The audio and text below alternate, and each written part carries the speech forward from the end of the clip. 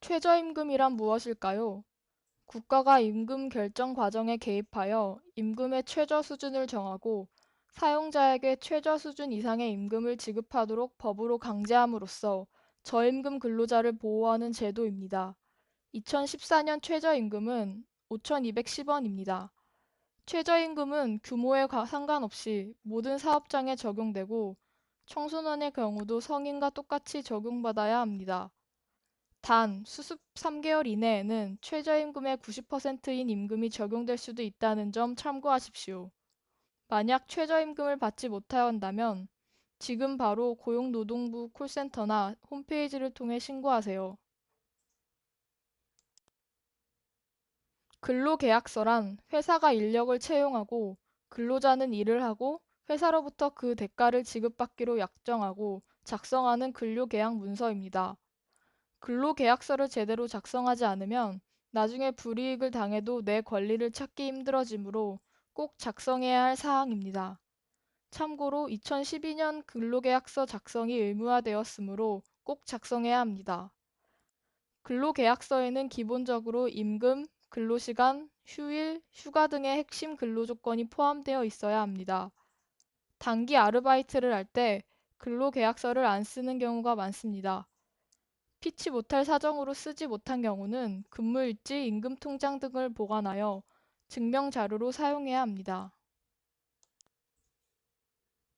고용보험이란 직장을 잃은 실업자에게 실업보험금을 주고 직업훈련 등을 위한 장려금을 기업에 지원하는 제도로서 가장 대표적인 고용보험에는 실업급여가 있습니다.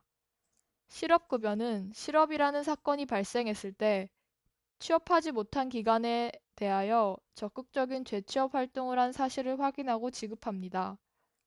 실업급여는 수령기간이 90일에서 240일 사이입니다. 실업급여를 받기 위해서는 가장 먼저 거주지 관할 고용센터에 실업신고를 해야 합니다. 자격이 인정되면 고용안전센터에 2주마다 출석하여 실업 인정을 받으면 실업급여가 지급됩니다. 그러나 본인의 큰 잘못이나 불법 행동 등으로 해고를 당하였을 경우나 정당한 사유가 없이 직장을 스스로 옮기려 할 경우 등에는 실업급여 혜택을 받을 수 없습니다.